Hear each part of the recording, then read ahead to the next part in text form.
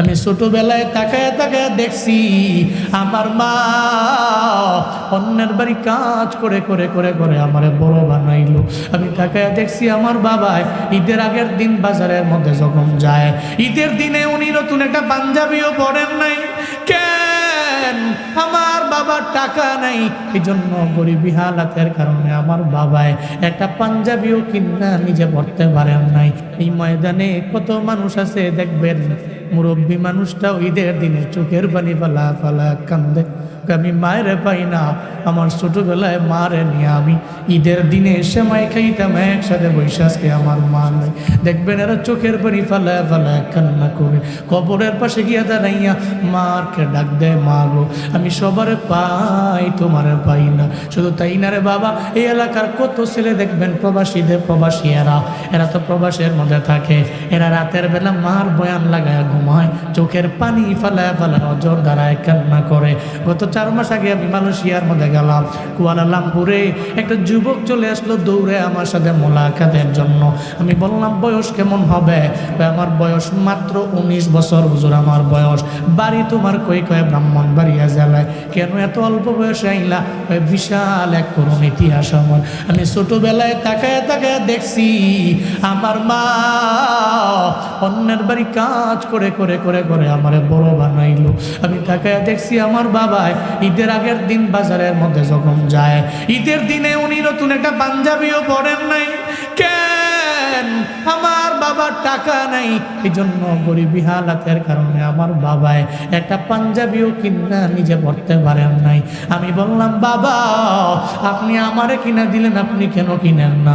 আমার বাবায় কি যেন একটা কথা বইলা এড়িয়ে যায়, এই কথাটার গুরুত্ব না দিয়া বাবায় চলে গেল। ঈদের দিনে আমি বাবার সঙ্গে হাতে ধইরা ঈদের ময়দানে যাই, আমি তাকায় দেখি আমার বাবার পাঞ্জাবির পেছন দিয়া ছিদ্র ছিদ্র দেখা যায়। আমি তাকায় দেখি টুপিটার মধ্যে ময়লার কোনো অভাব নাই। ওই ঈদের দিনে যাওয়ার পথে আমি আল্লাহর দরবারে কেঁদেছি। আমি আল্লাহকে বলেছি, ও আল্লাহ তুমি আমারে বড় হইলে আমার মা বাবারে নতুন একটা পাঞ্জাবি আর শাড়ি কিনা দেওয়ার মতো তৌফিক দিও। আমি নিয়ত করে নিছি ওই দিন থেকে আমি একটু বড় হয়ে গেলে চলে যাব প্রবাসের মধ্যে, কারণ দেশে তো হুজুর আমার কোনো দাম নাই। আমার দেশের মধ্যে আমরা এই পরিমাণ অ্যাবিলিটি অর্জন করতে পারবো না, সামর্থ্য অনুযায়ী মা বাবারে দেখতেও পারবো না। আমাদের শেষ কিছু জমি ছিল, বিক্রি করে চলে আসলাম। আজকে মালয়েশিয়ার মধ্যে আমি থাকি, 19 বছর বয়সে আমি এখানে মায়েরও পাই না। আমি রাতের বেলা আপনার বয়ান লাগায় লাগায় আমি ঘুমায়া যাই। আমি মায়ের কথা মনে পড়লে চোখের পানি ফেলে কান্না করা ছাড়া কোনো আমার উপায় নাই। আমি 6 মাস হয়েছে প্রবাসে, আমি আমার মায়ের জন্য একটা ফোন পাঠাইছি, বড় ফোন কিনা। মাঝে মাঝে রাতের বেলা আমি মায়ের দেইকা ঘুমায় যাই, আমার কাছে মনে হয় কত দূরে জানি আমি আছি। আমার মা আমার দেইখা চোখের পানি ফেলে ফেলে কান্দি, আমি মায়ের দেখে কান্দি। মা কয় ছেলে রে, তোরে যদি আমি না পাই তাহলে তো আমার কোনো ছেলেও নাই মেয়েও নাই। বলা রে আমি তোরে না পাইলে আমি কারে দেখা সময় কাটাবো? আমি মায়ের বলছি মা তুমি আমার জন্য যদি হাত তুইলা রবের দরবারে দোয়া করে দাও, আল্লাহ পাক আমরা ছিলাম গরিব, আল্লাহ ধনী বানাইতে পারে। কারণ মায়ের দোয়ায় মানুষ ধনী হয়, মায়ের দোয়ায় বড় আলেম হয়, মায়ের দোয়ায় বড় ওলি হয়, মায়ের দোয়ায় কাবার ইমাম পর্যন্ত হওয়া যায়, মায়ের দোয়ায় পৃথিবীর মানুষগুলো সর্বোচ্চ মাকামে যাইতে পারে, ঠিক কিনা? মায়ের দোয়ায় মানুষ দামি হয়, মায়ের দোয়ায় সর্বোচ্চ লেভেলে পৌঁছতে পারবেন। আপনি মায়ের দোয়া নিয়ে চলেন, দেখবেন আপনার ইহকাল এবং পরকাল 2 জগৎ কামিয়াব হয়ে যাবে রে বাবা। আপনি শুধু মায়ের দোয়া নিয়ে চলেন না। এই জন্যই তো গত 2-3 বছর আগেও তো বলছি, কাবা শরীফের ইমামের কথা, আব্দুর রহমান সুদাইসি যার নাম, ওনাকে বলা হলো কেমনি আপনি কাবার ইমাম হলেন? ভাই আমার নিজের ব্যক্তিগত পাওয়ারে না, আমি ছোটবেলায় মায়ের দোয়ার বদৌলতে আল্লাহ পাক আমারে কাবার বড় ইমাম বানায়া দিয়েছে। আমার বাড়ি মক্কাতেও না, বাড়ি মদিনাতেও না। যার তিলাওয়াতে এত মজা, তিলাওয়াতে বৃদ্ধ বয়সে করলেও মানুষগুলো চোখের পানি ফেলা ফেলা কান্না করে। আব্দুর রহমান সুদাইসি জানা যায় সাংবাদিকেরা ছোটবেলায় আমার বাড়ি তো ছিল আল কাসিম শহরের মধ্যে। ওই জায়গা থেকে আমি মায়ের সাথে উমরা করার জন্য বাইতুল্লাহ আইলাম, বাইতুল্লাহ তাওয়াফ করতে লাগলাম। হঠাৎ করে আমার মা আমার মাথা ফের এক সাইডে রেখে দিল। মা নিজে নিজে একা একা ঘুরে ঘুরে তাওয়াফ করতে লাগলো। আমাকে যখন রেখে গেল, মা ঘুরে ঘুরে তাওয়াফ করে। একটু পরে বাইতুল্লাহর প্রতি আমার প্রেম জেগে গেল। আমি বাইতুল্লাহর কালো গিলাফ ধরে তাওয়াফ করার জন্য পাগল পাড়া হয়ে গেলাম। আমি নিজে নিজে একা একা আমি ঘুরতে লাগলাম।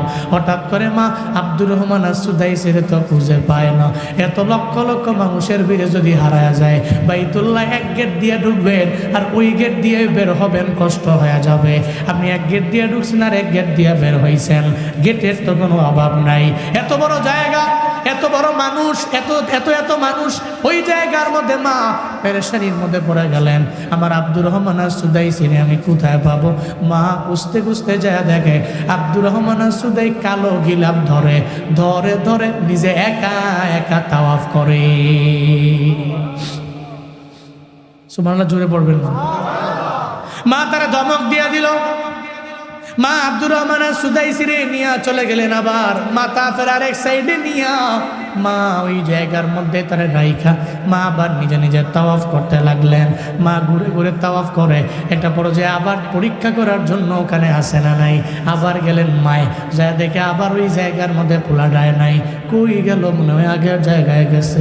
যা দেখে রে মারে সারা ছোট্ট বাচ্চাটা একা একা বাইতুল্লাহর কালো গিলাফ ধরে আর তাওয়াফ করে করে করে ঘুরে বেড়ায়। মা জানে দেয় আব্দুর রহমান, তুই আমি মাথা ফের এক সাইডে রেখেছি, কেন তুই তাওয়াফ করার জন্য ব্যাকুল হয়ে গেল? একবার আমি তোরে বারণ করলাম, তুই আমার বারণ মানলি না। আর একবার বললাম, মানলি না। আব্দুর রহমান সুদাইসি এবার জানায় দেয়, মা বাইতুল্লাহর কালো গিলাফ তো এমন এক আকর্ষণের জায়গা, এটা দেখলেই তো আমার ভালো লাগে, দেখলেই তো আমার ভালো লাগে। এই ময়দানের মানুষেরা আল্লাহ পাক যাদের তৌফিক দিলেন বাইতুল্লাহর মেহমান বানাইলো, আপনারাই তো বলতে পারবেন ওই কালো গিলাফ দেখার কি মজা। যেই কালো গিলাফ জীবনের প্রথমবার যেই বান্দা দেখবে, ওইটা দেখা আল্লাহর দরবারে যেই দোয়া করবে, আল্লাহ কবুল করে নিতে দেরি করবে না। আল্লাহ জীবনে একবার হলে ওই কালো গিলাফ ধইরা তাওয়াফ করার মতো তৌফিক প্রত্যেকটা মানুষকে বিধান করেন। আরো জোরে পড়ে না আমিন। আল্লাহ তৌফিক দান করেন। আব্দুর রহমান সুদাইসি কালো গিলাফ ধরে তাওয়াফ করে। মারে কয়, মা পৃথিবীতে কত ঘর দেখছি, কিন্তু এত সুন্দর তো দেখি নেই। সুবহানাল্লাহ পড়বেন না, এটা তো আকর্ষণের জায়গা। এবার মা খুশি হয়ে গেলেন। কালো গিলাফের মধ্যে ডান হাত দিয়া ধইরা বাম হাত দিয়া সন্তানের মাথার উপরে হাতটা রাখলেন। মা এক হাতে কালো গিলাফ আর এক হাতের মধ্যে মাথায় হাত দিয়া আল্লাহ দরবারে আবদার জানায়, ও আল্লাহ আমার সন্তানটারে আমি মাথা ফের এক সাইডে রাখলাম, মাথা ফের এক সাইডে রাখলাম, কিন্তু আমার পোলাটায় বারবার বারবার তাওয়াফ করার জন্য ব্যাকুল হয়ে যায়। ব্যাকুল হইয়া সে কালো গিলাফ ধরে ধরে ঘুরে ঘুরে তাওয়াফ করে। ও আল্লাহ, আমি জানি মায়ের দোয়া কবুল হয়ে যায় আমার জানা, তবে আমার বাড়ি মক্কাতেও না, মদিনাতেও না, আমি নবীর বংশেরও কেউ না। ও আল্লাহ, আমি আমার সন্তানের মাথায় হাত রাখলাম আর একটা হাত তোমার ঘরের মধ্যে রাখলাম। আমার সন্তানের কি আমি মায়ের দোয়ার বদৌলতে কাবা শরীফের একজন ইমাম বানায় দেওয়া যায় না? কে দোয়া করছে? কই হাত দিয়ে দোয়া করছে? নূরুন আলা নূর। সুবহানাল্লাহ পড়বেন না। মাথায় হাত দিয়া কালো গিলাফে ধইরা আল্লাহর কাছে কইছে, আল্লাহ পোলাটারে কাবার ইমাম কি বানায় দেওয়া যায় না? ও তো কাবার প্রতি তার আকর্ষণ অনেক বেশি, বানায় কি দেওয়া যায় না? আল্লাহ কয়ে, যা এই সন্তানের মা, আমি আল্লাহ তোর দোয়া কবুল করে নিলাম, তারে কাবা শরীফের বড় ইমাম বানায় দিলাম। বলেন আল্লাহু আকবার। এই আল্লাহ কি নাই? জীবনেও কোনোদিন আপনি অন্য কোনো ব্যক্তিকে প্রায়োরিটি দিতে গিয়ে মায়ের মনে আঘাত দিবেন না, এই নিয়ত করেন। পারবেন তো ইনশাআল্লাহ? আতো আর রজুল যাওজাতাহু ওয়াআক্কা উম্মাহু। তাহলে কয়টা পাইলাম? এক নাম্বার, ইদা কানাল মাগনামু দুআলা, মানুষ গনিমতের মাল রে নিজের মাল মনে করবে। 2 নাম্বার, আমানতের টাকা নিজের টাকা মনে করবে। 3 নাম্বার, জাকাতকে জরিমানা মনে করবে। 4 নাম্বার, নিজে বউরে প্রায়োরিটি দিবে। 5 নাম্বার, মার অবাধ্য হবে। কয়টা গেল? 5টা। 5টা হয়। ওই যে বউকে ইতোয়াত করবে, হাক্কা উম্মাহু। 5 নাম্বারে নিজের মারই অবাধ্য হয়ে যাবে। বউরে ইতোয়াত কইরা, আনুগত্য কইরা, ইত্তেবা কইরা মারা ভুলে যাবে। আপনি বউকে ফলো করতে পারবেন না, ইতোয়াত করতে পারবেন না, সেটা এমন না, কিন্তু আপনি বউয়ের সাথে মিশে সুন্দর একটা পরিবার গঠন করবেন, কোনো অসুবিধা নাই। ইসলাম আপনাকে সেই রাইট দিয়েছে। তবে আপনি মাকে মায়ের জায়গায়, স্থান আছে না, মাকে মায়ের জায়গায়, বউকে বউয়ের জায়গায়, সন্তান সন্তানের জায়গায় থাকবে। আপনি এগুলা ম্যানেজ করে আপনার আকল দিয়া খাটাইয়া সুন্দর একটা পরিবার গঠন করবেন। পারবেন না ইনশাআল্লাহ? আল্লাহ তৌফিক দান করেন। পড়েন আমিন। ওয়ারতাফাতিল আসওয়াতু ফিল মাসাজিদ, এটা হলো 6 নম্বর। মসজিদের মধ্যে হট্টগোল করা বলেছে। হট্টগোল গন্ডগোল আছে না মসজিদে? জুমার দিন লেগে গেলে না 2 দলে, হুজুরে কই আবার আমি কই না, বা দূর আপনি একটা বাহেন, আরেক বেটা দাঁড়ায় গেছে গাইন্দায় পাওয়ার তো বুঝেন না, একটা আটুয়ার মালিক আছে মোটামুটি। হ্যাঁ, এবারটা মনে মনে কয় এবারটার 9 ফুট, আমার 7 ফুট। পাওয়ার 2 অন্যরকম ফোলা থাকে, 3টা বিদেশ। আরে লাভ দিয়ে দাঁড়ায় এবারটা মসজিদটা গুলাই লিছে, এরকম আছে না নাই? এটা মসজিদ, এটা আপনার ব্যক্তিগত ঘর নয়, এটা কার ঘর? ওখানে উচ্চ আওয়াজে কোনো কথা বলা যাবে? কোনো কথা থাকলে এটা আপনি মসজিদ থেকে বের হয়ে এরপরে বলুন।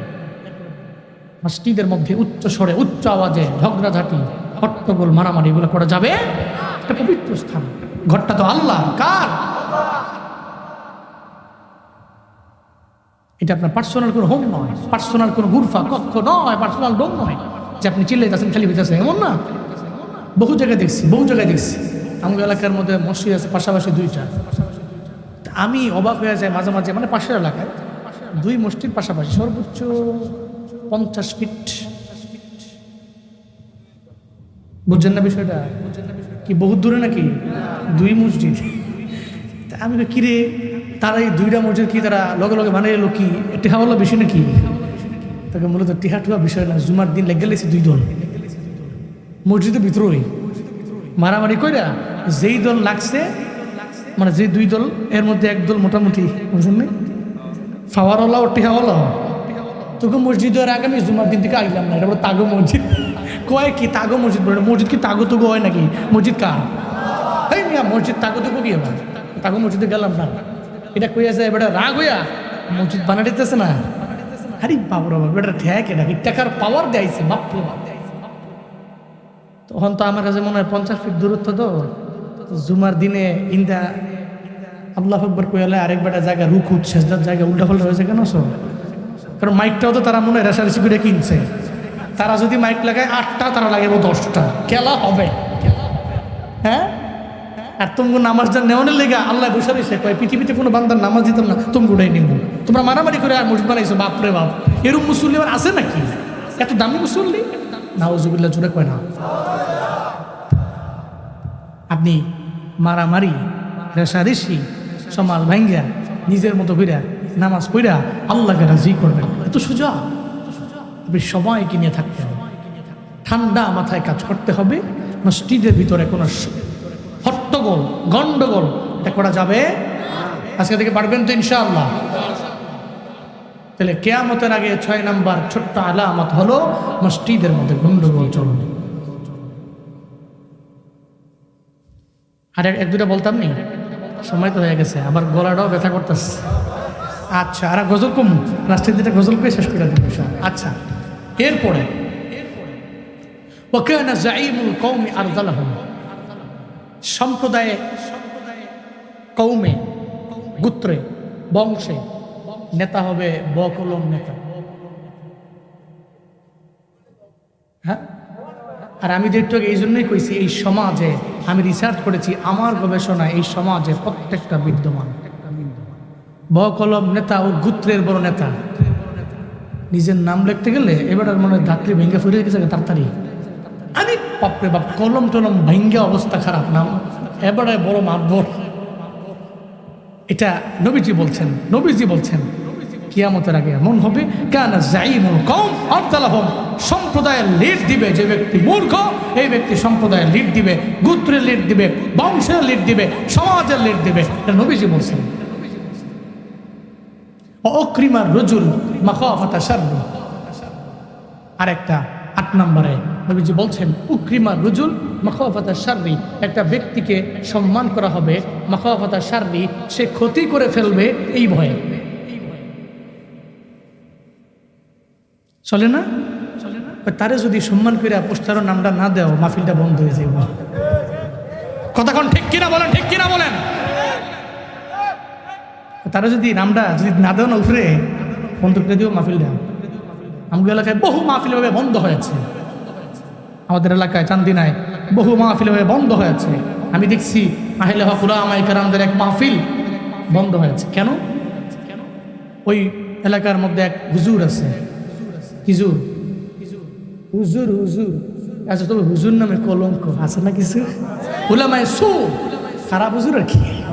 তো হুজুরে করছে কি, এই আহলে হক উলামায়ে কেরামদের মাহফিল এবারে রাত্রেবেলা গিয়া 12টা-1টা বাজে, সবাই ঘুমাই গেছে গা, বাজারের মধ্যে পোস্টারটা টান দিয়ে ছিড়ালাইছে, সিসি ক্যামেরায় ধরাও হয়ে রয়েছে। কেমন হয়েছে কি, পরের দিন তো বিশাল এত বড় সাহস, অন্য একটা সুরে বাটপারে একটা সুরফলায় ছিললে এটা মানতাম, এবারে হুজুর মসজিদের এবারে আমি পোস্টারটা ছিল, হইল না, এটা হইল না, খেপে গেছে গা।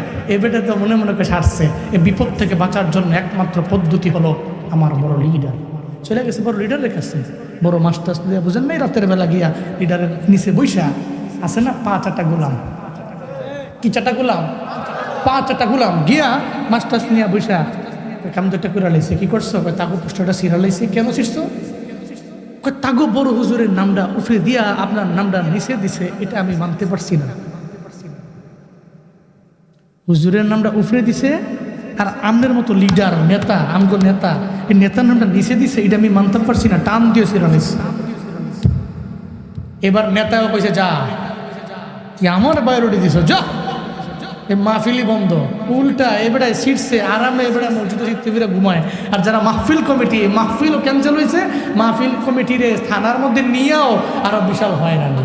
হ্যাঁ, এর মানে বোঝা গেল তুই আমার নাম দিবি উপরে নিচে, তুমি এই নাম দেওয়ার কারণেও তোর মাহফিল বন্ধ হতে পারে, নাম কেন নিচে দিলি। তো এরপর থেকে এরা মনে মনে চিন্তা করে ঠিক আছে নামটা উপরে দেওয়া হবে, তবে মন থেকে দেওয়া হবে না। উকরিমার রজুল মাখাফাতা শাররি, ব্যক্তিকে সম্মান করা হবে তার ক্ষতির আশঙ্কা থেকে বাঁচার লক্ষ্যে। এটাই কিয়ামতের ছোট্ট আলামতের 8 নম্বর। ব্যক্তিকে সম্মান করা হবে তার সমস্ত অনিষ্টতা থেকে বাঁচার জন্য, রেহাই পাওয়ার জন্য। আল্লাহ আমাদের সবাইকে কিয়ামতের এই ছোট্ট আলামতগুলো জেনে শুনে বাস্তব জীবনে এগুলা থেকে এড়িয়ে থাকার তৌফিক দান করেন। আরো জোরে পড়েন আমিন। তাহলে গনিমতের মাল, এটা গনিমতের রাষ্ট্রীয় সম্পদ, এটা আমগোনা, ঠিক কিনা? এটা 1 নম্বর। 2 নম্বর হলো আমানতের টাকা। এটা কি, এটা আমার নাকি আরেকজনের? আরেকজনেরটা আরেকজনটা বুঝে আমি দিয়া দিব, এই আগুন দরকার নেই আমার কাছে রাখা। 3 নম্বর যাকাত, জরিমানা মনে করবো না, ঠিক না? যাকাত দিয়ে দিব। যাকাত ফরজ হলে একটা হুজুরের সাথে পরামর্শ করে আপনি না পারলে কোন কোন জায়গায় দেওয়া লাগবে দিয়া দিবেন। 4 নম্বর বউয়ের বাধ্য হন, ঠিক আছে, তবে মায়ের অবাধ্য হয়ে বউয়ের বাধ্য হওয়া যাবে না। হ্যাঁ, এরপরে মসজিদের মধ্যে হট্টগোল গন্ডগোল এটা করা যাবে না।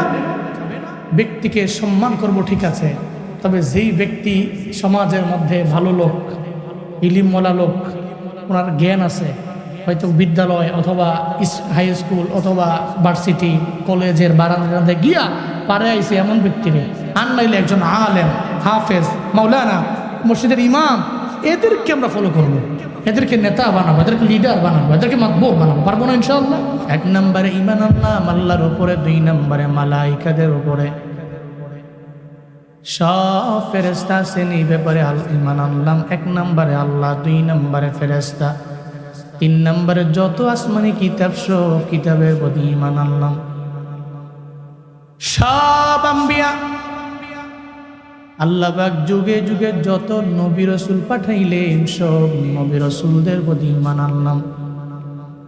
ওয়াল কদরি খাইরিহি ওয়া শাররিহি মিনাল্লাহি তাআলা। তকদিরের ভালো মন্দের যে ব্যাপার, সব ভালো মন্দের মালিক হলেন আমার আল্লাহ। তাকদীরের মালিক আমার রব, তকদিরের ভালো মন্দের মালিক হলেন আমার রব। আল্লাহর প্রতি ঈমান আনলাম। ওয়াল ইয়াউমিল আখির, আমার দুনিয়ার জগৎ শেষ এমন না। আমি মরার পরে আল্লাহ পাক রব্বুল আলামিন আবার আমার কবর থেকে উঠাইয়া জবাবদিহিতার কাঠগড়ায় দাঁড় করাবেন, এর প্রতিও আমি ঈমান আনলাম। কাইফা তাকফুরুনা বিল্লাহি ওয়া কুনতুম আমওয়াতা ফাআহইয়াকুম সুম্মা ইউমীতুকুম সুম্মা ইউহয়ীকুম সুম্মা ইলাইহি তুরজাউন।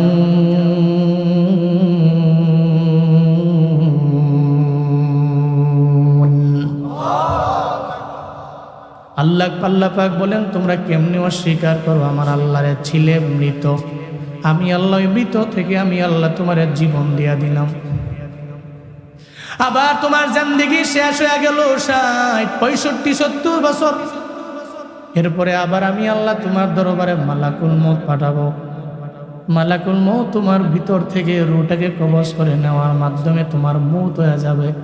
ওদিন আর নাম থাকবে না জুনায়েদ আল হাবিব, নাম থাকবে লাশটারে কবরে নামাও। ওদিন আমার নাম হবে লাশ। ওদিন আমারে কেউ বলবে না এই লোকটারে কবরে নামাও।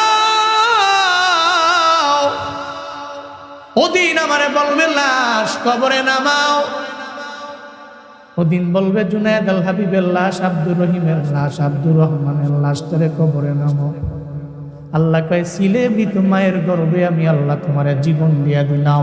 এরপর ওই মায়ের গর্ভ থেকে আমি আল্লাহ তোমারে ওই জায়গার মধ্যে মায়ের নাভির তারের মাধ্যমে খাওয়াইলাম।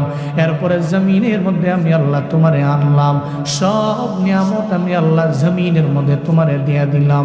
ও বান্দা, তবে আমি আল্লাহ মরণ বানাইলাম, জীবন বানাইলাম। আগে বানাইলাম মরণ, এরপরে বানাইলাম জীবন।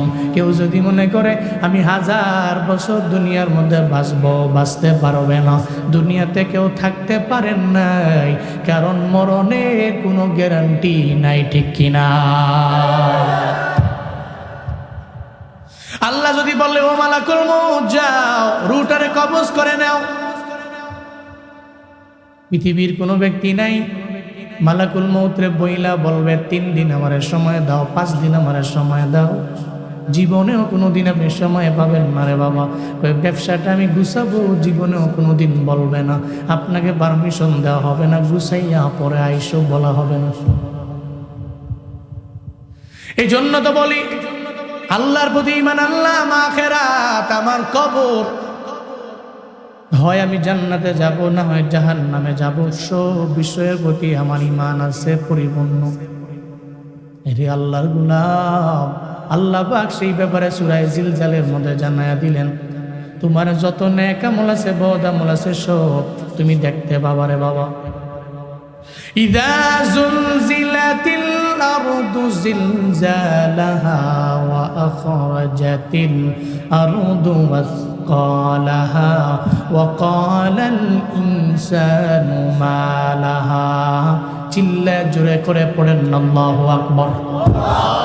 আল্লাহ পাক বলেন, ইযা যুলজিলাতিল আরদু জিলজালাহা, জমিন জালজালা হয়ে যাবে, কম্পনে প্রকম্পিত হয়ে যাবে। হাসরের ময়দানে একদিন কায়েম হবে। আল্লাহ পাক যেদিন বলবে ও ইসরাফিল সিংহা নিয়ে বসে আছো, ফু দাও। আল্লাহ যখন বলবে ইসরাফিল ফু দিয়ে দিবে, এক ফুয়ের আওয়াজে পুরা দুনিয়াটা লন্ডভন্ড হয়ে যাবে। প্রথম ফুয়ের আওয়াজে জালজালা হয়ে যাবে, কম্পন হয়ে যাবে। আল্লাহ পাক জানায়া দেয়, ইযা যুলজিলাতিল আরদু জিলজালাহা, এই জমিনটা যখন জালজালার কম্পন শুরু হয়ে যাবে। আপনারা বলেন তো এই জমিন কথা মানে কার? কারণ এই জমিন কে বানাইছে? আল্লাহ যদি বলো জমিন আমি তোরে বানাইছি, যা আদেশ করবে সব জমিন মানতে বাধ্য। আজকে বাংলাদেশের ভূমিকম্পই জানাইয়া দিল তোমার তো পাওয়ার, তোমার তো ক্ষমতা। 5.7 মাত্রার এই ভূমিকম্প জানাইয়া দিল তোমার বিন্দু মাত্র পরিমাণ পাওয়ার নাই। সর্বময় ক্ষমতার মালিক একজন, চিল্লায়া বলেন তার নাম। আর যদি থাকতো কয়েক সেকেন্ড, ঢাকার শহরে আজকে লাশের মিছিল হয়ে যেত, পুরো দেশের মধ্যে কান্নার দুল পড়ে যেত রে বাবা। আল্লাহ কয়ে তোর এত পাওয়ার, আমি আল্লাহর কাছে পাওয়ারের বিন্দু মাত্র পরিমাণ বেল নাই রে বাপ, আল্লাহর কাছে নাই। ইন্নাকা আলা কুল্লি শাইইন কাদির, সব ব্যাপারে ক্ষমতাকার আল্লাহ পাকের ক্ষমতা। আপনি যদি মনে করেন যে ভূমিকম্পটারে আমি আমার নিজের ব্যক্তিগত পাওয়ারে বন্ধ করব, পারবেন না। আপনার বিন্দু মাত্র পরিমাণ কোনো ধারণাও নাই, কোন সময় হবে কবে হবে জানাও নাই। আমি টেকনাফ থেকে এসে বয়ান ফিরে ঘুমাইছি ফজরের 2 ঘন্টা পরে। এরপরে ঘুম থেকে যেই আমি বুঝছি যে ভূমিকম্প হয়েছে, এর মানে আমিও জানি না। আমার ওয়াইফে ফোন দিয়া কয়, মা ফোন দিয়া কয় ছেলেরে ঠিক আছে নি। আমি ঠিক আছে, কি হয়েছে? তুই জানো না? আমার কাছে মনে হয়েছে পুরো বিল্ডিং মনে হয় ভেঙ্গে চুরমার হয়ে যাবে। এমন এক জুমার দিনে কিয়ামত হবে। ও সুয়াগাজীর মানুষ, এমন এক জুমার দিনে আপনি হেলায় হেলায় দুলায় দুলায় আপনি দৌড়াতে থাকবেন, হঠাৎ করে দেখবেন কিয়ামত কায়েম হয়ে গেল। তবে ওদিন মাত্রাটা 5.7 মাত্রায় ভূমিকম্প হবে না রে বাবা। ইদা জুলজিলাতিল আরদু জিলজালা। এই জন্যই তো কিয়ামতে কেউ কারো খবর নিবে না। এই যে আজকেও দেখলাম, আমি আসার পর একটা ভিডিওর মধ্যে দোকানের মধ্যে কম্পন সৃষ্টি হয়ে গেল। বাবাও আছে, ছেলেও আছে, দোকানদারও আছে। যখন দোকানটা কাঁপতেছে পড়ে যাবে এমন একটা হালাত। বাবা সন্তানটারে রাইখা দৌড় দিয়া চইলা গেছে বাহিরে, সন্তানের খবরও নাই। যখন বাহিরে গেছে পোলাটাও দৌড়ে বাহিরে যাওয়ার পরে এবার বাবাই ছেলেটারে হাতের মধ্যে নিয়ে বুকের মধ্যে নেয়, কিন্তু এই জায়গার মধ্যে ছেলের কথাও মনে নাই। আমি এই ভিডিওটা দেখার পরে আল্লাহ পাকের ওই আয়াত আমার মনে পড়ে গেল রে বাবা। ইয়াউমা ইয়াফিরুল মারউ মিন আখি ওয়া উম্মিহি ওয়া আবিহি ওয়া সাহিবাতিহি ওয়া বানি। আল্লাহ পাক বলছেন হাসরের ময়দানে এত ভয়ঙ্কর, ওদিন মেয়ে মার খবর নিবে না, মা মেয়ের খবর নিবে না, এই বাবা সন্তানের খবর নিবে না, সন্তান বাবার খবর নিবে না, কেউ কারো খবর নিবে না। ওদিন আপনি একা, ওদিন আপনি কানবেন, দৌড়াবেন, ডানে যাবেন বামে যাবেন, আপনার ছেলের কোনো খবর নাই, আপনার মেয়ের কোনো খবর নাই। ও বাবা কেউ কারো খবর নিতে পারবে না। আমার মনে হয়েছে দুনিয়ার আজকের 5.7 মাত্রার ভূমিকম্পই তো শিক্ষা দেওয়া গেল। একটা সন্তানের কথা ভূমিকম্পের সময় মনে নেই। হাসরের ময়দান তো এমন হবে, আল্লাহ পাক জানায়া দিলেন জালজালা হয়ে যাবে, এমন কম্পন হবে, কম্পনে পুরা জমিনটা প্রকম্পিত হয়ে যাবে। শুধু তাই না রে বাবা, ওয়াখরাজাতিল আরদু আসকালাহা। মুফাসসিরিনে কেরাম বলেন এই জমিনটা কি বের করে দিবে? তিনজনে তিনটা মত দিয়া দিলেন। 1 নাম্বার মত, মুফাসসিরিনে কেরাম বলেন এই জমিনটা তার ভিতর থেকে লাশগুলোরে বের করে ফেলবে। জমিনের মধ্যে যাদেরকে পুঁতে রাখা হলো, আপনি কবরের মধ্যে আছেন, ওই কবর থেকে জমিন আপনারে বের করে ফেলবে, সব মানুষগুলোরে বের করে জমিনে ফেলাবে। এটা হলো মত নাম্বার 1। 2 নাম্বার মত হলো আল্লাহ পাক যে বললেন জমিন বের করে দিবে, জমিন আপনার যত সত্য মিথ্যা যা আছে সব আপনার বের করে দিবে রে বাবা। এটা 2 নাম্বার মত। 3 নাম্বার মত হলো এই জমিনের নিচে আছে স্বর্ণ, এই জমিনের নিচে আছে রৌপ্য, এই জমিনের নিচে আছে মুক্তামাণিক্য, এই জমিনের নিচে এত এত খনিজ সম্পদ আছে, এই সম্পদ সব জমিনের নিচে রেখে দিয়েছেন কে? জমিন ওদিন বের করে দিবে, জমিনের মধ্যে কিচ্ছু থাকবে না। ওয়া আখরাজাতিল আরদু আসকালাহা। জমিন সব বের করে দিবেন। মত নাম্বার 3, মুফাসসিরিন একরাম জানিয়ে দিলেন স্বর্ণগুলো, রৌপ্যগুলো, মুক্তা মাণিক্যগুলো বের করে ফেলবে। এই হাদিস দ্বারাও বোঝা যায় আল্লাহ পাক রব্বুল আলামিন এটাই বুঝাইলেন, জমিন বের করবে স্বর্ণ রৌপ্য। মহানবী বলেন, আমার পয়গম্বর জানিয়ে দেয় সাহাবায়ে কেরামেরা, এই উম্মতেরা, হাসরের ময়দান যেদিন কায়েম হয়ে যাবে, জমিন থেকে যত স্বর্ণ আছে, রৌপ্য আছে, মুক্তা মাণিক্য যা আছে, এই জমিনে যত সম্পদ, সব সম্পদগুলো জমিন বের করে ফেলবে। ওদিন যেই বান্দা নাফরমান, যেই বান্দা বড় গুনাহগার, হাসরের ময়দানে ওই যেদিন কায়েম হয়ে যাবে, যেই বান্দা আরেকজনকে মেরে ফেললো, নিজের হত্যাকারী বানাইয়া নিজে জমিনের মধ্যে চলাফেরা করলো, ও তখন দেখবে এই জমিনের মধ্যে দিন মণিমুক্তার কোনো অভাব নাই। আমরা বুঝি এই মণিমুক্তার জন্যই বুঝি আর একজন বাইরে আমরা মারলাম। শুধু তাই না রে বাবা, নবী কয় ওদিনও আফসোস করে করে বলবে, এই কি করলাম, এইটার জন্যই বুঝি আমরা চুরি করলাম, আর এই চুরির দায়ে আমার হাতটাও কেটে ফেলা হলো। আমি হাত কাটালো আমার জিন্দেগি আমি চালাইলাম, আমার হাতটা বুঝি কাটছে আমার চুরির কারণে, এই স্বর্ণ রৌপ্যের লোভে বুঝি আমি চুরি করতে গেলাম। শুধু তাই না, ওদিন বান্দা আফসোস করে করে বারবার বলবে, আমার চুরি করা ঠিক হয় নাই, আমার মিথ্যা কথা বলা ঠিক হয় নাই। ওদিন বান্দারা একজন ওই স্বর্ণ রৌপ্যের দিকে ফিরেও তাকাবে না। জমিন সব বের করে দিবে আর পুরো তাকাবে না। ও বলবে, তোরা আমাদের কাল,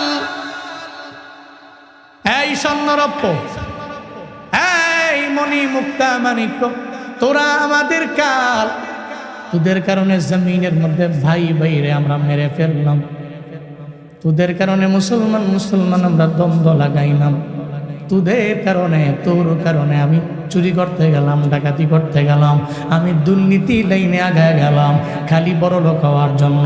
সুইস ব্যাংকে আমার অ্যাকাউন্ট লাগবে 2-3টা, আমার থাইল্যান্ডের বাড়ি বানানো লাগবে 2-3টা, এই চিন্তা নিয়ে আমি রডের বদলে বাঁশ দিয়ে রাস্তা বানাইলাম। আজকে তো এই স্বর্ণ মুক্তা মাণিক্য সব জমিনের মধ্যে পড়ে আছে, আমার এই জমিনের স্বর্ণ মণি মুক্তা তো আমার আর লাগবে না। ওদিন ভ্রক্ষেপ করবে না, তাকাবেও না, বান্দা শুধু দৌড়াবে, কারণ ওদিন তো কেউ কারো খবর নিবে না, কেউ কারো খবর নিবে না। জমিন তার সমস্ত কিছু বের করবে।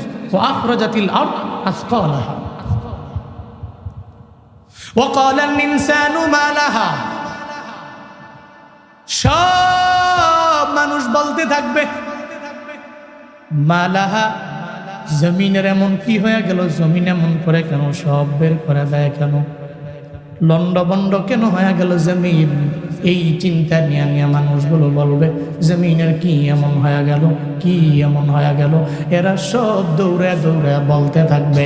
মুফাসসিরিনে কেরাম বলেন, যেই বান্দা দুনিয়াতে নামাজি আমল করনেওয়ালা, যেই বান্দা আল্লাহর প্রতি ঈমান আনে, ও তো মক্তবের মধ্যেও যায় পড়ল, ওয়াল ইয়াউমিল আখিরের প্রতি আমি ঈমান আনলাম, ওয়াল বাসি বাদাল মাউতের প্রতি আমি ঈমান আনলাম, মৃত্যু তো আমার শেষ না, আমার মরণের পরে আখিরাত আছে না নাই? ঈমান আসেনি? আছে। আল্লাহর দরবারে জীব জবাবদিহিতার কাঠগড়ায় আমি দাঁড়াবো, আমার এই ব্যাপারে ঈমান আছে, এই জন্য তো আমি ঈমানদার। এই জন্য কবরের জিন্দেগির পরে ইসরাফিলের ফুয়ের আওয়াজে যেদিন কিয়ামত হয়ে যাবে, কোনো মুসলমান বান্দা বলবে না জমিনের এমন কি হয়ে গেল, এরা চিন্তাও করবে না, টেনশনও করবে না, কিন্তু কুফফারদের মাথা গরম হয়ে যাবে। এরা বলবে আমরা দুনিয়াতে আল্লাহ মানি নাই, আমরা দুনিয়াতে জান্নাত মানি নাই, আমরা দুনিয়াতে জাহান্নাম মানি নাই, আমরা দুনিয়াতে আখিরাত মানি নাই, আমরা দুনিয়াতে আল্লাহ রাসূল কিছুই বিশ্বাস করলাম না, আমরা দুনিয়াতে কোনো কথাই তো উলামায়ে কেরামের মানলাম না। হায় হায় কি হয়ে গেল, হাত্তা আতানাল ইয়াকিন, যেই দিনটারে আমরা ভুইলা গেলাম, যেই দিনটার কথা আমরা ফিকিরের মধ্যে নিলাম না, আমরা চিন্তাও করলাম না, এখন তো ঠিকই হুজুরদের কথা অনুযায়ী জমিনটা তো কেমন হয়ে গেল, এই যে কম্পনে প্রকম্পিত হয়ে গেল পুরা জমিনটা, মাথা নষ্ট হয়ে যাবে। আর বলবে ওয়াকালাল ইনসানু মা লাহা, জমিন তোর কি হইল, তুই কেন এমন করো, কেন তুই এমন করো? আমি তো তোর জায়গার মধ্যে ছিলাম, তুই তো জীবনেও কোনোদিন এমন করো নাই। কেন করো রে জমিন? জাহান্নাম জান্নাত সব কিছু তো এই বান্দা বিশ্বাস করে নাই। ও চিন্তা করবে এখন তো আমার বিচার হবে, জবাবদিহিতার কাঠ করে আমার দাঁড়ানো লাগবে, মানুষগুলো পাগলের মতো হয়ে যাবে। এরপরে আল্লাহ পাক রব্বুল আলামিন জানায়া দেয়, ইয়াউমাইদিন তুহাদ্দিসু আখবারাহা। আল্লাহ পাক বলেন ওদিন জমিন খবর দিয়া দিবে, সংবাদ দিয়া দিবে। জমিনের কি হয়ে গেল? জমিন তো নিজের কথায় চলে না, নিজের মতো করে চলে না। জমিন কথা মানে কার? قالوا يا ويلنا من بعثنا من مرقدنا هذا ما وعد الرحمن وصدق المرسلون। চিল্লা জোরে করে পড়েন আল্লাহু আকবার। আল্লাহ পাক সূরা ইয়াসিনে বললেন ওদিন অবিশ্বাসীরা এরা বলবে, ইয়া ওয়াইলানা মান বাসানা মিন মারকাদিনা, আমরা তো কবরের মধ্যে শুয়ে আছি, এই সাহিত্য অবস্থা থেকে কে আমাদের আবার পুনরুত্থান করলো, কে আবার এই কবরের মধ্য থেকে আমাদের উঠাইল? অবিশ্বাসীরা এই কথা বলবে আর এরা বলতে থাকবে, মিম্মার কদিনা হাদা মা ওয়াদার রহমান ওয়া সাদাকাল মুরসালুন। তখন জমিন নিজেই বলবে, এই যে আল্লাহ পাক জানায়া দিলেন ইয়াউমাইদিন তুহাদ্দিসু আখবারাহা, ওদিন তো জমিন নিজের জবান জমিনকে আল্লাহ পাক খুলে দিবে। আল্লাহ জমিন দিয়ে এমন পাওয়ার দিয়া দিবে, জমিন বলবে, এই কাফেরেরা তোরা জানা নাই, দুনিয়াতে এতটুকু জানছো, যদিও জানছো কিন্তু মানো নাই, তোমাদের ব্রেইনের মধ্যে ছিল কিন্তু মানো নাই। একটা হিন্দুও জানে মুসলমানের ধর্মের মতো শান্তির ধর্ম কোনোটা নাই, একটা খ্রিস্টানও জানে ইসলাম ধর্মের মতো শান্তির ধর্ম কোনোটা নাই, একটা বেদিনও জানে আমগো ধর্মের মতো শান্তির ধর্ম দ্বিতীয় সেকেন্ড নাম্বার কেউ নাই, কিন্তু জানা আছে রে মানা নাই। মনে রাখবেন বাবা, সব জানেন মানেন না, এর মানে আপনি মানলে ওয়ালা ইমানদার না, ঠিক কিনা? ঈমান তো তিনটার পরিচয়, আল ইকরার বিল লিসান ওয়াস তাসদীক বিল জিনান ওয়াল আমালু বিল আরকান। আপনি এক নম্বরে কালেমা পড়লেন, লা ইলাহা ইল্লাল্লাহ আপনি পড়ে নিলেন, মৌখিকভাবে স্বীকৃতি দিয়ে দিলেন আপনি মুসলমান, পরিপূর্ণ হন নাই। এরপরে আপনার অন্তরের মধ্যেও লালন করলেন, আল্লাহ ছাড়া কোনো ইলাহ আছে? আল্লাহ ছাড়া কোনো ইলাহ নাই, এটা আপনি অন্তর দিয়েও পরিপূর্ণ বিশ্বাস করে নিলেন না বাবা। এরপরে 3 নম্বরে আপনার এতটুকু বইলেই তো ক্ষান্ত নাই, এরপরে আমল করা লাগবে। আল্লাহ যা বললেন তা মানবেন, আল্লাহ যদি বলে ডানে যাও ডানে যাবেন, নবী বলছে তুই বামে যাও না বামে যাওয়া যাবে না। এর মানে আমল বিল আরকান, আরকানের দ্বারা আমলও করা লাগবে কি লাগবে না? লাগবে না? আপনাদের এলাকায় হিন্দু আছে না নাই? আসেনি? হিন্দু আছে, হিন্দু যে বাজার থেকে বাজার করে, বাজার থেকে আপনি বাজার করেন না, করেন? হিন্দু যে মুদি দোকানে যায় আপনি যান না? হিন্দু যান থেকে পাঞ্জাবি বানায় বা শার্ট বানায়, আপনি ওখান থেকে মনে হয় পাঞ্জাবি বানান না, বানাননি? এর মানে বোঝা গেল হিন্দু যা করে প্রায় তাই করি। হিন্দু দোকানে যায়, আমিও যাই, হিন্দু যেই দোকান থেকে শার্ট বানায় পাঞ্জাবি বানাই, হিন্দু দেখবেন মাঝে মাঝে টুপি লাগায়, আমিও টুপি লাগাইলাম। আবার হিন্দুর গালের মধ্যে দাড়ি আছে না নাই? রবীন্দ্রনাথ ঠাকুর দাড়ি আছে না নাই? ছোট না বড়? এর মানে সে মুসলিম? কথা বলে না কেন? মুসলিম। আবার বহু এমন হিন্দু আছে যারা গরুর গোশত খায়, কি আর নাই? আরে আমগো এলাকায় হিন্দু অভাব নেই, আমার ডানে বামে বাড়ির অভাব নেই। একদিন আমি বাড়ি থেকে বেরোইছি, প্রোগ্রামে যাব, বাজারে আসার পরে হিন্দু আমার গাড়ি ব্রেক দিয়েছে সামনে দাঁড়া। আমি গ্লাস নামে বললাম, কিরে কিছু বলবা? প্রতিদিন মাহফিলে যান, আম করে কি নেওয়া যায় না? আমি কই কয় কি বলে কি? এরপরে আমি বললাম, তুমি হিন্দু, তুমি কি মাহফিলে যাবা? মুসলমানরা মাহফিলে যাবে, তুমি তো অপবিত্র। তো হুজুরে কয় কি, একটু আগে স্নান করে এলাম, স্নান বলে একটু এ করেছে এলাকা তো পবিত্র। আমি কই এই পবিত্র, এই পবিত্র না, তুমি বুঝছো না। আচ্ছা তো কি কি বলতে চাও বলো। আসলে মনটায় চায় মাহফিলে যাওয়ার, আমরা তো জানি হুজুরকে খাওয়ান বানা। এর মানে হিন্দুরাও জানে যে হুজুরগো, বাংলাদেশের মানুষ কিছু জানুক বা না জানুক এতটুকু জানা আছে যে হুজুরদের খাওয়ান ভালো লাগে। আলহামদুলিল্লাহ আমি খাওয়ান ভালো, আমরা অস্বীকার করি না। কে খাওয়ায়? ঠিক আছে খাওয়ান ভালো, এটাও বুঝছি। কি করতে কি বলতে চাও? আমরা তো মাহফিলে গেলে মোটামুটি একেবারে ইনটেক গরু গোস্তর আইনদা রাহে গরম গরম। তো মাঝে মাঝে আম করে নিলে, আমি তো গরিব মানুষ, মাহফিলে গিয়ে আপনার পরিচয় দিয়ে না যে আমি হিন্দু, বৈশা বৈশা মোটামুটি গরু গোস্ত দিয়ে তোকে ভাত খাইয়া ফেটটা বইরা এরপরে আমার ওয়াজ হই না বাইতে ফিরাম। এর মানে বোঝা গেল হিন্দু গরুর গোস্ত খায় কি খায় না। আপনি যেই দোকানে গেলেন ও গেল, আপনার গায়ে পাঞ্জাবি ওর গায়ে পাঞ্জাবি। শুধু তাই না, মাঝে মাঝে দেখবেন একটা হিন্দু বলবেন, হিন্দু তুমি পড়ো লা ইলাহা ইল্লাল্লাহ, দেখবেন মজার চলেও বলে ফেললো লা ইলাহা ইল্লাল্লাহ। তাহলে হিন্দু আর আপনার মাঝে পার্থক্যটা কোথায় রে বাবা? এই যে ঈমানটা পরিপূর্ণ বানানোর জন্যে, ঈমান পরিপূর্ণ বানানোর জন্য লাগবে আমল, লাগবে নামাজ, লাগবে রোজা, লাগবে নেক আমল। ও বান্দারা, আপনি নামাজ ছাড়া পরিপূর্ণ ঈমানদার হতে পারবেন না, জীবনেও কোনোদিন এটা সম্ভব না। এর মানে বোঝা গেল একটা হিন্দু কালেমা পড়লেও সে মুসলমান হতে পারবে না। কোন কারণে? কারণ সে নামাজের দিকে আগায় না।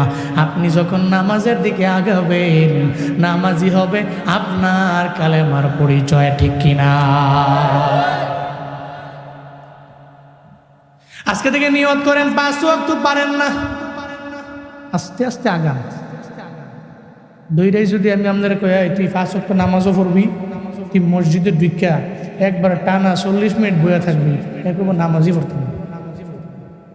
অন্তত পক্ষে ফরজটা পড়ে আগান না, ফমসাই পড়ে না, ফাওটাও ধরে কোনো নাম ডুয়াইব না, এমনভাবে কয় এতে কয় মাগো মা যেই কষ্টের কাম, এই 30-40 মিনিট লাগায় ইটা ঠেস না তো, ইটা আমার দ্বারা না।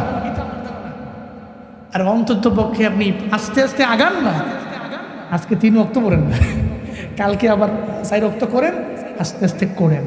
অটোমেটিক্যালি কোনো একদিন আল্লাহ কবুল করে নিলে আপনি 1-1.5 মাস 2 মাস পর থেকে 5 ওয়াক্ত নামাজের একটা মজা পাবেন। আচ্ছা রমজানে মসজিদের মধ্যে মুসল্লি কম না বেশি? রমজানের পরে আমি বুঝলাম না বিষয়টা। এই রমজানের মধ্যে এই মানুষটি নামাজ পড়তে পারে, রমজানের পরে কি মাফ নাকি? মাফ তো রমজানের পরে পরে নাকি? যে বেটায় রমজানে পারে এবারে তো রমজানের পরেও পারে। এর মানে শয়তানের ধোঁকা। কার ধোঁকা? মূলত এই বেটায় রমজানে পারছে না, রমজানে এই বেটার খাওয়ান নাই, ফেডো বুক ক্ষুদা, সে তো হাংরি, এরপরেও সে নামাজ পড়ে, 5 ওয়াক্ত নামাজ পড়ে, তিলাওয়াত করে, এরপরে খারাপ কিছুর দিকে যায় না। তো রমজানে পারলে বাকি 11 মাস কেন পারে না? উত্তর হলো শয়তানের ধোঁকা। পুরো তার কোনো কাজ নেই, শয়তান ধোঁকা দেয়, প্রতারণার ফাঁদে ফেলায়, পড়াশোনা দেয়, তুই রমজানে পড়িস, রমজানের বাইরে পড়িস না। আল্লাহ আমাদের সব ভাইকে সর্বাবস্থায় 5 ওয়াক্ত নামাজ পড়ার তৌফিক দান করুন। এটা বাবা আমাদের পরিচয়। এটা কি? আমি যে নামাজ পড়ি, আমি একজন মুসলিম, এটা আমার পরিচয়। আপনি যা করেন, চারদিকে ডান বাম কত কিছু করেন না, না কত কিছুই তো করেন, নামাজটা ঠিক রেখে না। খুদার কসম 1 মাস 2 মাস 3 মাস 1 বছর পড়বেন, এই নামাজ আপনারে ডে বাই ডে খারাপ কাজগুলো থেকে দূরে ঠেলে দিবে। কে ওয়াদা কার? ইন্নাস সালাতা তানহা আনিল ফাহশাই ওয়াল মুনকার ওয়া লাযিকরুল্লাহি আকবার আল্লাহু ইয়ালামু মা তাসনাউন। চিল্লায়া পড়েন আল্লাহু আকবার। আল্লাহ পাক বলেন ইন্নাস সালাতা তানহা, তুমি নামাজ পড়েছো, তোমার নামাজ 1 দিন হয়ে গেল তোমারে খারাপ কাজ থেকে ফিরায় না, 2 দিন হয়ে গেল ফিরায় না, 3 দিন হয়ে গেল ফিরায় না, 1 মাস হয়ে গেল ফিরায় না, 2 মাস হয়ে গেল ফিরায় না, 1 বছর হয়ে গেল ফিরায় না। আল্লাহর কসম নামাজটারে কন্টিনিউ রাখো। হঠাৎ করে একদিন দেখবা গুনাহের দিকে তোমার মনটা যায় না, তুমি সগীরা গুনার দিকেও যাও না, কাবিরা গুনার দিকেও যাও না। তখন নামাজ তোমারে বলবে, এই তুই আমারে পড়ো, তুই আবার এই নামাজ পড়ার পরে নিজেরে মুসল্লি বানাইয়া এরপরেও কেন তুই অন্যায় কাজের মধ্যে যাও, এরপরেও কেন হারামের দিকে দৌড়ে যাও। দেখবেন নামাজটা আপনার গালিগালাজ থেকে দূরে রাখবে, মিথ্যা কথা থেকে দূরে রাখবে, অন্যায় থেকে দূরে রাখবে। এক কথায় নামাজ আপনারে সব গর্হিত কাজ থেকে দূরে রাখবে। চিন্না বলেন ঘোষণা কা। তাহলে হাসরের ময়দানে জাহান্নামীরা বলবে, এই জমিনের কি হয়ে গেল? তখন জমিন বলবে, তোর জানা নাই, হাদা মা ওয়াদার রহমান ওয়া সাদাকাল মুরসালুন। আল্লাহ পাক রব্বুল আলামিন বলেন, জমিন বলবে, এটাই তো ছিল আমার আল্লাহর প্রতিশ্রুতি যে দুনিয়ার পরে আখেরাত, দুনিয়ার পরে আখেরাত আছে। এই ভুইলা যেও না, আমি আল্লাহ তোমার জবাবদিহিতার কাঠ গড়ায় দাঁড় করাবো না, এই বিষয়ে তুমি ভুইলা যেও না। দুনিয়ার পরে যে আখেরাত আছে, এই আখেরাতের প্রতি চিন্তা নিয়ে তুমি আগায় যাও। হাদা মা ওয়াদার রহমান, এটা হলো আমি রহমানের ওয়াদা, এটা হলো আমি রহমানের প্রতিশ্রুতি, এটাই তো আমি আল্লাহ কমিটমেন্ট করেছি। তোর দুনিয়ার পরে হলো আখেরাত। আর ওয়া সাদাকাল মুরসালুন, সমস্ত রাসূলেরা এই বিষয়ে সত্যায়ন করে বললেন, দুনিয়ার পরে আখেরাত আছে, এতে বিন্দু মাত্র পরিমাণ কোনো সন্দেহ নাই। জমিন জবাব দিয়ে দিবে, এজন্য আমি এমন করি কারণ আখেরাত। কিন্তু মুমিনের জীবনে কোনো চিন্তা নাই। মুমিন মনে মনে চিন্তা করবে, মুলাকাত পাবো আমি আল্লাহ। আস্তাতাল লিউরা ওয়া আমালহিম। জমিন সেদিন জমিনের মধ্যে প্রত্যেকটা মানুষ, ইয়াসদুরুন নাস আস্তাতা, এরা দলে দলে দলে দলে ভাগ হয়ে যাবে। কিন্তু যতই দল হবে, মূল দল 2টা। কয়টা বলে না? মূল দল কয়টা? এক দল জান্নাতি, পথ কয়টা? 2টা। মূল পথ, মূল মত 2টা। ইন্নাল আবরারা লাফি নাঈম ওয়া ইন্নাল ফুজ্জারা লাফি জাহিম। একটা হলো আবরারদের পথ, আরেকটা হলো ফুজ্জারদের পথ। পথ হলো 2টা, জানায়া দিলেন আমার আল্লাহ। ফারিকুন ফিল জান্নাহ ওয়া ফারিকুন ফিস সাইর। চিল্লা বলেন, পথ কয়টা? লাইন কয়টা? 1 নাম্বার লাইনটা হলো জান্নাতের লাইন, আবার যেই লাইনটা বামের লাইন, এটা জাহান্নামের লাইন। ওদিন দল হয়ে যাবে 2টা। এক দল যাবে বিজানের দাড়ি পাল্লায় দৌড়াইয়া, এরা যাওয়ার পরে ডান হাতের মধ্যে আমল নামা নিয়ে নিবে। ডান হাতে আমল নামা পাওয়ার পর আল্লাহ জানায়া দিবে, তোরে তো আমি জাহান্নামে দিতে পারি না, এটা আমি আল্লাহর ওয়াদা। ডান হাতের মধ্যে আমল লইয়া পুলসিরাত পার হয়ে এই মুহূর্তে তুমি জান্নাতে চলে যাও। আরেক দল পাবে বাম হাতে আমল নামা। যেই বান্দা পাবে ডান হাতে আমল নামা, পুলসিরাত পার হয়ে চলে যাবে জান্নাতে। আর যে বাম হাতের মধ্যে আমল নামা পাবে, তার কপাল তো পুড়ে গেল, জাহান্নামের অতল গর্ভে পড়ে যাবে। পুলসিরাত জীবনেও কোনোদিন পার হতে পারবে, পুলসিরাত তো পার হতে পারবে না, রবের জান্নাতেও যেতে পারবে না, জাহান্নামের অতল গর্ভের মধ্যে বান্দা পড়ে যাবে। আল্লাহ পাক সেই কথাই জানায় দেয়, ওদিন এমন হবে দলে দলে মানুষগুলো ভাগ হয়ে যাবে, দলে দলে এরা ভাগ হয়ে যাবে। শুধু তাই না, সব বান্দারা এদের আমলগুলো দেখতে পাবে। ফামান ইয়ামাল মিসকালা যাররাতিন খায়রান ইয়ারাহ। যাররা পরিমাণ নেকি তুমি করেছো, ওই যাররা পরিমাণ নেকিও দেখতে পাবে রে মুমিন। যত নেক আমল জিন্দেগিতে তোমার, সব জিন্দেগির নেক আমল বান্দা তুমি পাবা। আল্লাহ পাক বলবে না, তো ছোট নেকটারে আমি আল্লাহ বাদ দিয়ে দিলাম, ফালে দিলাম, উঠায় নাই। মাল্লা ওই যেমন দুইজন যে আছে কিরামান কাতিবিন, ওই দুইজনের একজন যে সম্মানিত লেখক ফেরেশতা, উনি উঠায় নাই, উনি তোমার নেকের কথাটা উঠায় নাই। আল্লাহ এটা বলবে না, আল্লাহ বলবে ফামাইয়া আমাল মিসকালা যাররাতিন খায়রান ইয়ারা, প্রত্যেকটা জাররা থেকে জাররা পরিমাণ নেকি বান্দার আমল নামায় উঠবে। আল্লাহ পাক রব্বুল আলামিন ওদিন বান্দারে দেখায় দিবে, কোন সুবহানাল্লাহ। জাররা কি? জাররাটা কি বুঝেন? একটা ছোট বালুকো না 70টা ভাগ করলে কয়টা? 70টা ভাগ করলে এটাকে আপনি দেখবেন, ওইটা হইল জাররা।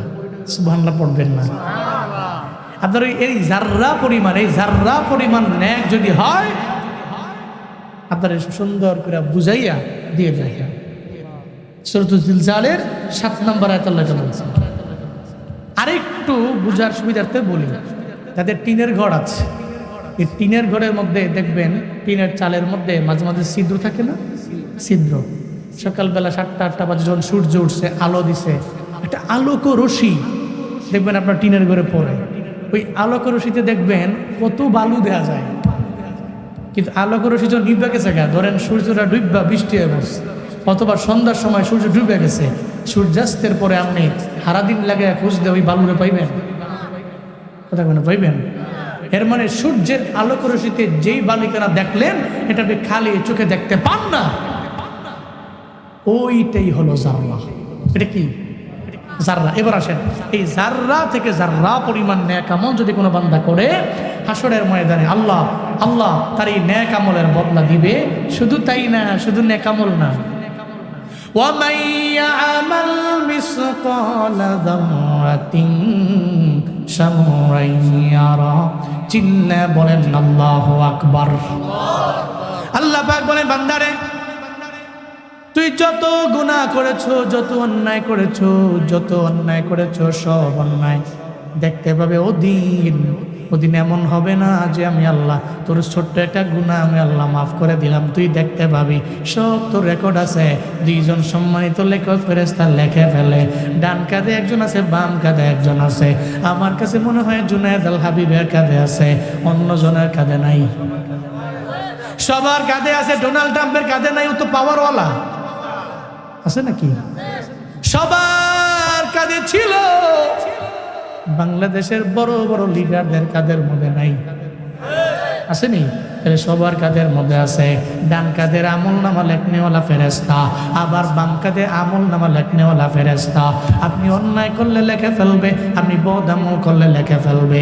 আবার ডান কাঁধের ফেরেশতা, আপনি যত নেক আমল করবেন সব নেক আমল লিখতে দেরি করবে। আল্লাহ পাক সে ব্যাপারে বললেন, হাসরের ময়দান কায়েম হবে, সব তুমি দেখতে পাবে, তোমার যত নেক আমল অথবা বদ আমল সব তুমি দেখতে পাবা। এখন এই কারণে আমরা সম্পূর্ণভাবে বুঝে নেওয়া লাগবে, হাসরের ময়দান একদিন কায়েম হবে, এতে বিন্দু মাত্র পরিমাণ কোনো সন্দেহ নাই। তাহলে বুঝবো কি করে কবে কিয়ামত হবে? এবার যাওয়া লাগবে আলামতে। একটা হলো আলামতে কুবরা, আর একটা হলো আলামতে সুগরা। একটা আলামতে কুবরা আর একটা আলামতে সুগরা। যেটা বড় বড় আলামত একটাও এখন জমিনের মধ্যে পাওয়া যায় নাই, কিছু আছে ছোট ছোট আলামত। আমি যতগুলো রিসার্চ করে দেখছি সমাজের মধ্যে, সবগুলো এখন সমাজের মধ্যে পাওয়া যায়। কিয়ামতের ছোট্ট যে আলামতগুলো, এগুলো সব এখন সোসাইটিতে বিদ্যমান, এই সমাজে বিদ্যমান। ইদা ফাআলাত উম্মতি 15 খাসলাতান হাল্লা বিহাল বালা। নবীজি বললেন, ও উম্মত, ইদা ফাআলাত উম্মতি 15 খাসলা, 15টা খাসলত যখন দেখবা আমার উম্মতের মধ্যে চলে আসছে, হাল্লা বিহাল বালা, তোমরা বালা মুসিবতের অপেক্ষায় থাকবা। 15টা কাজ যখন সমাজের মধ্যে তোমরা দেখবা। ফাকিলা ওয়া মা হুন্না ইয়া রাসূলুল্লাহ, সাহাবায়ে কেরাম বললেন, ও পয়গম্বর, সেই 15টা কি আমরা জানবার চাই। নবীজি ধারাবাহিকভাবে বলতে লাগলেন, ইদা কানাল মাগুনামু দুআলা।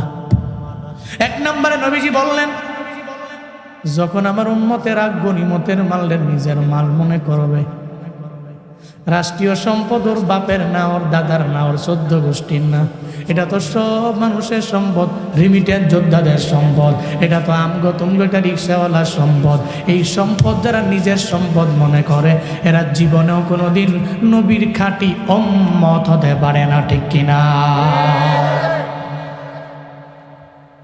ইদা কানাল মাগনামু দুয়ালা, কিয়ামত কায়েম হওয়ার আগে নবী বলছেন, দেখবি আমার উম্মতেরা গনিমতের মাল নিজের মাল মনে করবে, এরা মনে করবে এটা আমারই মাল মনে করে মেরে দিবে।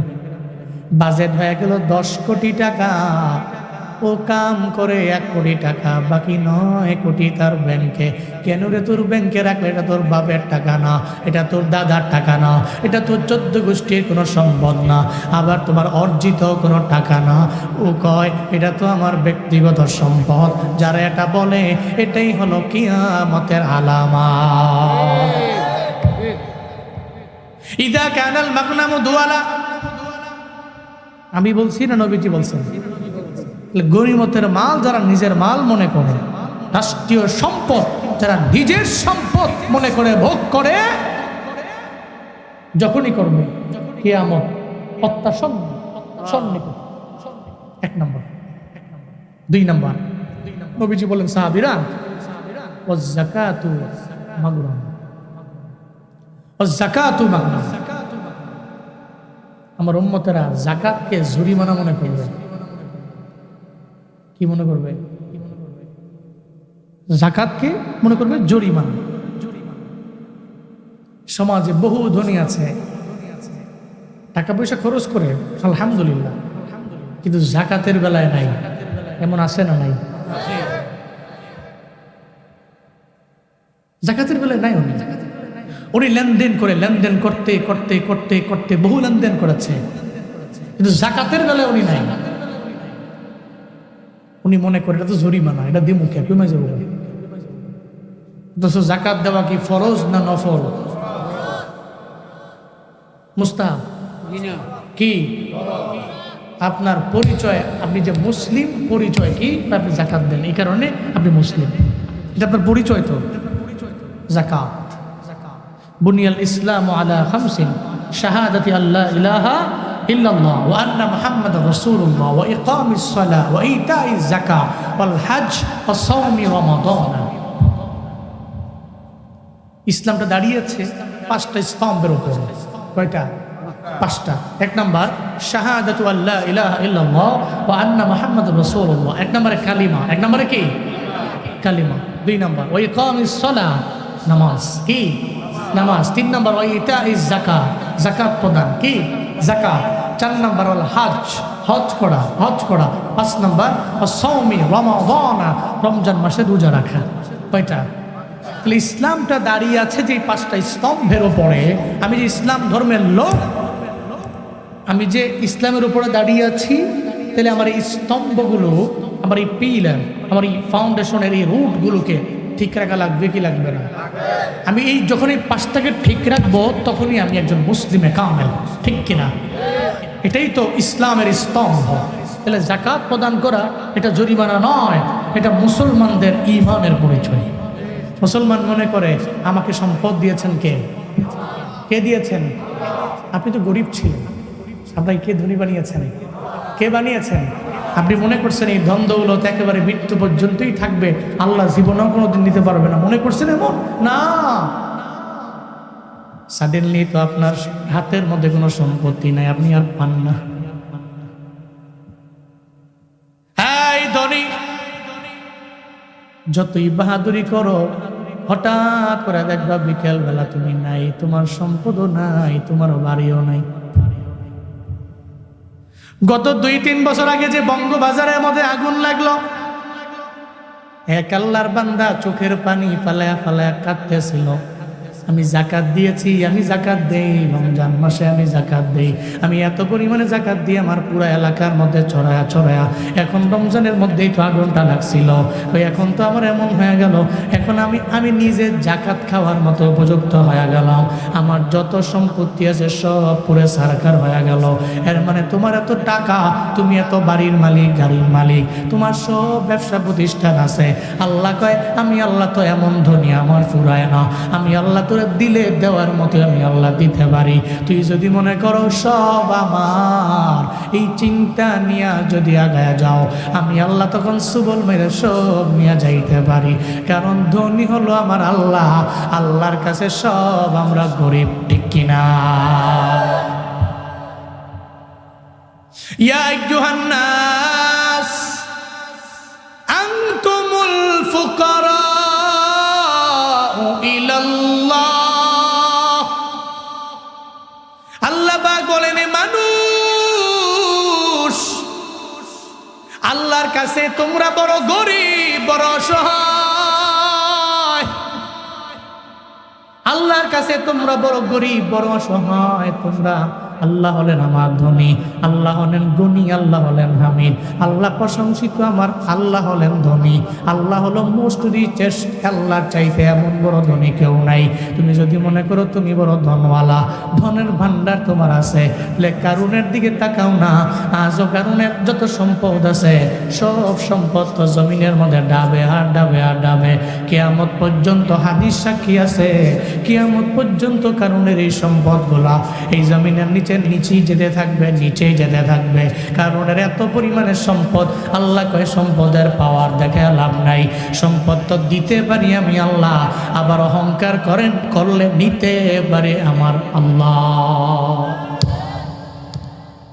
এই জন্য মুমিন যাকাতকে জরিমানা মনে করে না। যাকাত দিলে সম্পদ আল্লাহ বাড়ায় দেয়, চিন্তা করে যাকাত দেওয়া লাগবে। তবে কিয়ামতের আগে সমাজের লোকেরা যাকাতকে জরিমানা মনে করবে, ও চিন্তা করবে আমি যাকাত দিব, সময় আবার বিশিষ্ট দানবীর বলবে এই চিন্তা নিয়ে যাকাত দেয়। রমজানে সবার বাড়িতে বাড়িতে যায় কাঠ দিয়ে আসে, 500, 600, 700 লোকের কাঠ দিয়ে আইসা এবার জাকাত দেওয়ার সময় দেয় মাত্র 200, 250 জনেরে। সব লাইনে দাঁড়ায় রইল, সারাদিন লাগাইয়া রোজা রাইখা কষ্ট করে মানুষ লাইনে দাঁড়াইলো। এরপরে দেখবেন ওই ধনী মানুষ কি পাওয়ার নিয়া, ভাব নিয়া সামনে দাঁড়ায় থাকে, কই আমি তো জাকাত দিইলে আমার পাওয়ার কত জানি, সবাই আমারে ভাই ভাই বলে ডাকবে, সবাই আমারে পাওয়ারফুল ম্যান বলবে, সমাজের মধ্যে আমারে বিশিষ্ট দানবীর আমারে বলবে। সবাই রে মানুষের মতো মানুষ না মনে কইরা ও দেখবেন সারাদিন লাগায় মানুষগুলো লাইনে দাঁড় করে রাখে। 200-300 জন দেওয়ার পরে বাকি আর 200 জনের আর মনে রাখে না। এরপরে সবাই রে কয় আজকে বিদায় নাও, তুমি করে দেওয়া হবে না, শেষ হয়ে গেল। ও বাবা, এমন জাকাত দেওয়ার তোমার কিসের দরকার? জাকাত তো এমনিতে দেওয়া লাগবে। আপনি জাকাতটা তার বাড়ির মধ্যে গিয়া তারে দিয়ে আসবেন।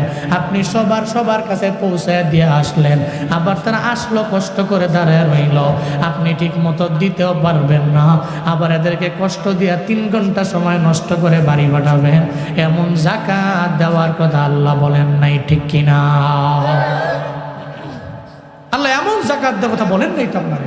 আবার এমন যাকাত দেয় লুঙ্গি, এবারে মনে মনে কয়টা লুঙ্গি নিয়ে ফুটছিলাম, লুঙ্গির একটা দোয়া দিছি, মনে হয় যে তেনা তেনা হয়ে গেছে, সিরে যাবো। 2 দিন যার ফরমু উপায় নাই। পরে বেটা মনে মনে করি লুঙ্গি ফিরে পাবলিক প্লেসে গেলে মানুষের সরল দিব, এরকম আছে না নাই?